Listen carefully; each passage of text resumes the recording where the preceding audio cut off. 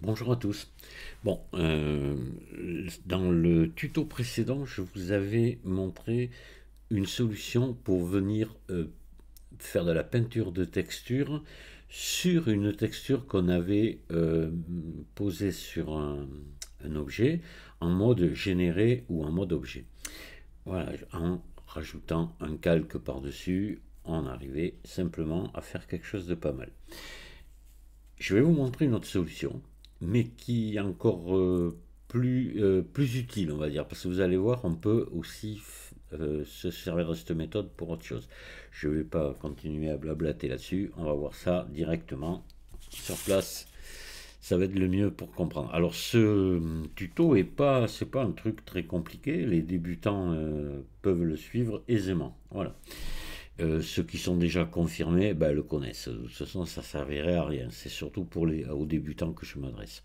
Allez, on va commencer par ajouter un maillage de type. Alors là, c'est n'importe quoi. Là, je vais mettre une sphère que je vais adoucir et que je vais subdiviser pour que ce soit propre. Je ne serai pas obligé, mais bon, on va tant qu'à faire, hop, de subdivision que je vais appliquer. Je vais mettre en dessous, on va imaginer que c'est un objet, par exemple un marteau avec le manche dessous. Hein, voilà, donc on va ajouter un cube ici, que je vais passer en mode édition, que je vais réduire, puis que je vais passer dessous ici. Voilà. Voilà, on va dire que c'est un marteau et son manche. Ce que je vais vous montrer, c'est un objet, disons, fait de deux objets. Voilà. Euh, J'aurais pu vous montrer un seul objet, ça aurait marché pareil, ce que je vais vous montrer. Mais là, on va compliquer un peu les choses pour vous montrer que c'est possible. On va faire deux objets, il pourrait y en avoir trois, quatre, hein, c'est pareil. Et nous, ce qu'on va faire, on va déjà mettre une texture donc en mode généré sur ces deux objets. D'accord? Donc, on va ajouter ici, ajouter une texture. Alors, attendez, pardon, ici, hop, nouvelle texture. On va mettre une texture image. On va aller chercher une image. Je vais prendre par exemple ce bois-là. Et comme je vais me mettre en vecteur généré, je vais mettre ici en boîte. Ici, je vais monter un petit peu le mélange pour ne pas voir les raccords. Et vecteur ici, généré. J'aurais pu me mettre en objet pareil, ça aurait été la même chose. Voilà, donc là maintenant je dois déjà avoir, vous voyez, ma texture bien appliquée, propre sur mon objet. Voilà. Et on va faire la même chose à celui-ci. Donc nouvelle, voilà, texture image. On va chercher une image. On va reprendre du bois encore, mais ce coup-ci on va prendre celui-ci, ou celui-ci. Allez hop, on va prendre celui-là. Donc pareil, ici, je me mets en boîte, je monte un petit peu le mélange et je viens ici, le vecteur généré. Et voilà, ça y est, vous voyez, c'est impeccable. C'est dessus. Alors maintenant, ce qu'on va faire, parce que moi, ce que je voudrais maintenant, j'ai donc deux textures qui sont générées, donc je ne peux pas peindre dessus avec la peinture de texture. Ça, je vous ai déjà expliqué la dernière fois. Il faut qu'il y ait un dépliage UV. Mais moi, par commodité, je suis pas fort, je sais pas faire des découpes comme il faut, puis même, voilà, je trouvais qu'en généré, c'était parfait. Mais maintenant, si je veux peindre dessus, soit je mets un calque comme je vous ai montré, soit on va voir cette méthode-là qui a une autre utilité, plusieurs autres utilités, vous verrez par la suite. Alors, on va se mettre là et on va venir ici. On va se mettre dans l'éditeur d'UV. Voilà, on va créer une nouvelle image, tout simplement. On va l'appeler texture, tiens, tout simplement. On pourrait l'appeler autrement. Texture. Je vais la monter, je vais lui donner une bonne définition, tant qu'à faire. Allez, je vais la mettre à 2048. 2048 par 2048. On n'est pas obligé, mais si on va avoir quelque chose avec une bonne définition, on va le faire. Et puis voilà, on crée une nouvelle image. Donc la voici. C'est bon, elle est créée. Je vais maintenant déplier mes deux objets dessus. D'accord? Voilà, donc je les sélectionne tous les deux. Je les passe en mode édition. Voilà, je sélectionne et je fais U, déplier, projection intelligente. Là, je vais me mettre, j'enlève corriger l'aspect ici et je vais monter un peu la marge d'îlot. On va la monter comme ça, peut-être à 0,8. On va voir ce que ça donne. Parce on peut toujours régler après. Voilà, et je fais déplier. Alors là, vous voyez que c'est pas mal. Il faut qu'il y ait une bonne marge entre quand même. Mais voilà, on a tout de déplié comme il faut. C'est bon, ça va. Allez, ça c'est fait. Maintenant, ce que je vais faire, je vais passer dans l'éditeur de shader. Je désélectionne tout ici, je passe dans l'éditeur de shader. Voilà. Et j'ai mes textures. J'en ai une pour la sphère et une différente pour Ah tiens, non, c'est pas normal. Pourquoi j'ai la même là? Attendez, il y a un truc qui va pas. Hop. Oui, matériaux ici. Ah oui, et là.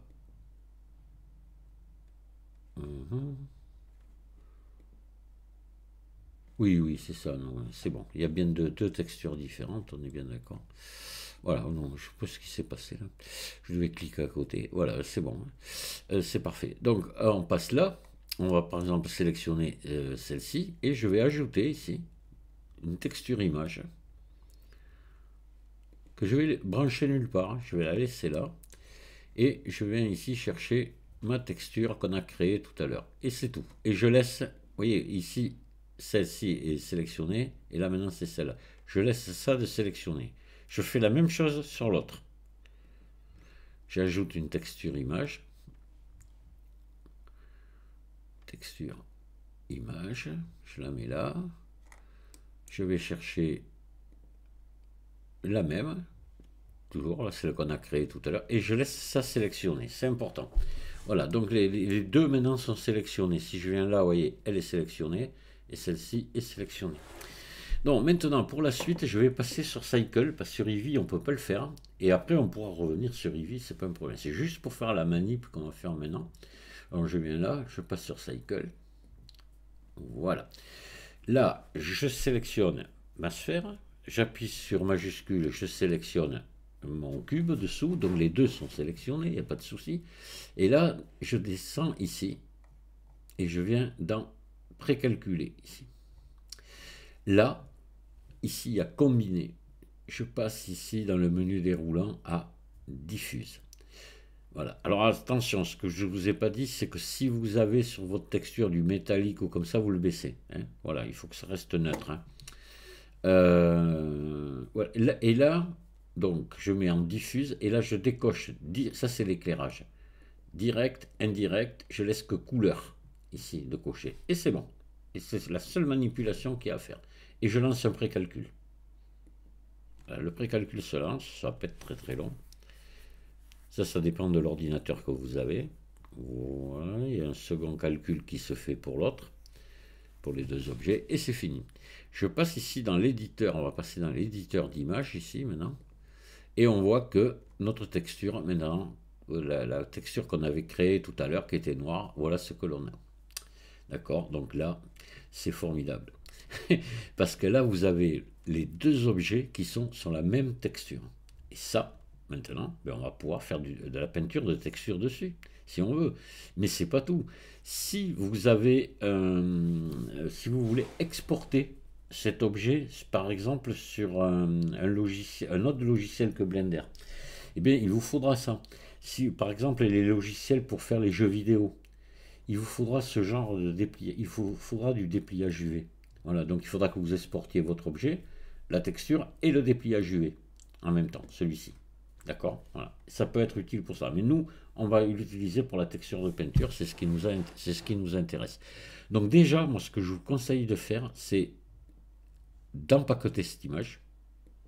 Voilà, ça, je vous en avais déjà parlé. Et au fur et à mesure qu'on va la modifier, vous enregistrez.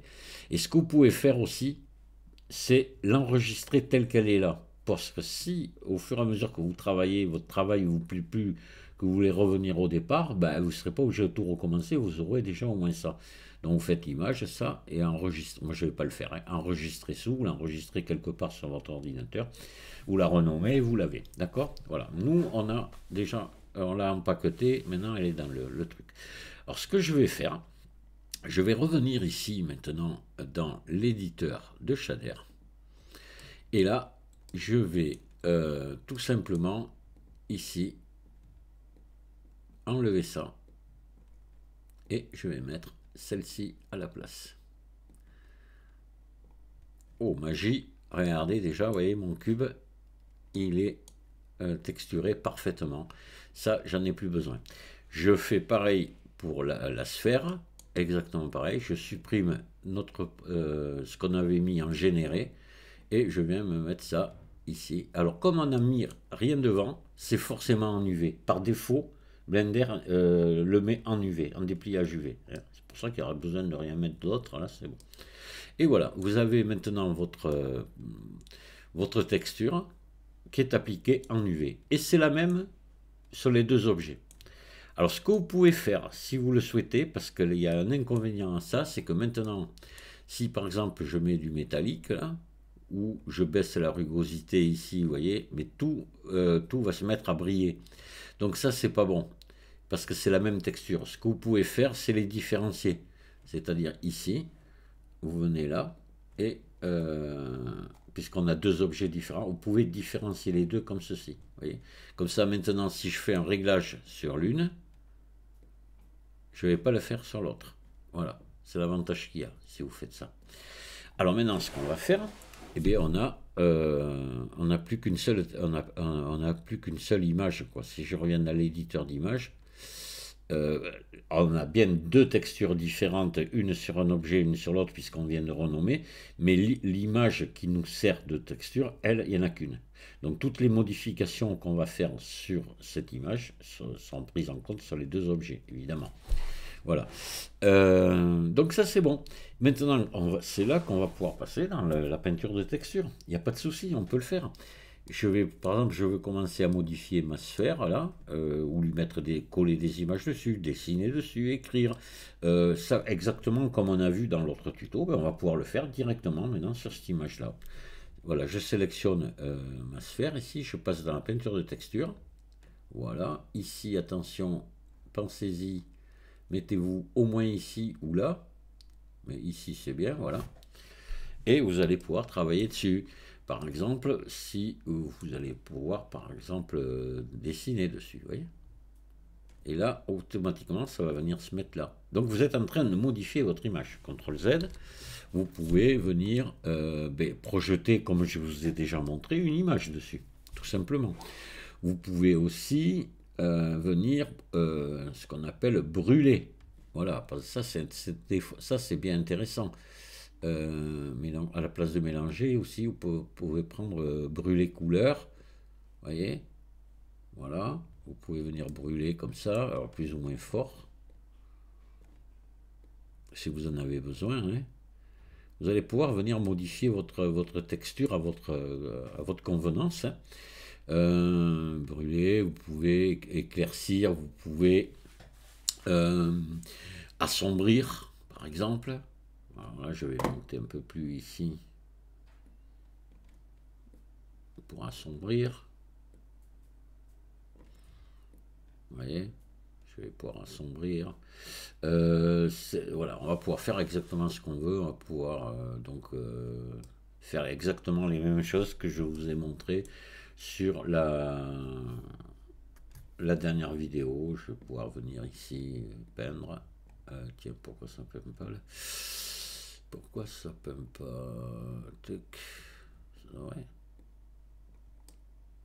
Ah oui, je sais pourquoi, c'est la force. Regardez. Je n'avais pas monté la force, voilà. Donc, faire tout ce que vous avez envie de faire dessus, il n'y a pas de problème. Alors, ce qui se passe là, c'est toujours pareil. Donc là, vous venez modifier votre texture. Ce qu'il faut penser à faire, c'est toujours venir maintenant l'enregistrer à chaque fois que vous avez modifié, pensez à enregistrer. Sinon, à la fin, vous la perdez. Hein. D'accord? Voilà. Donc là, enfin, vous la perdez pas à la fin. C'est-à-dire que si vous fermez, je vous ai déjà expliqué ça sans enregistrer, quand vous allez redémarrer votre fichier, si vous le relancez, vous aurez perdu votre travail. Voilà. C'est ça qui est embêtant. Donc là, il faut penser à chaque fois, là, ici, image enregistrée. Voilà.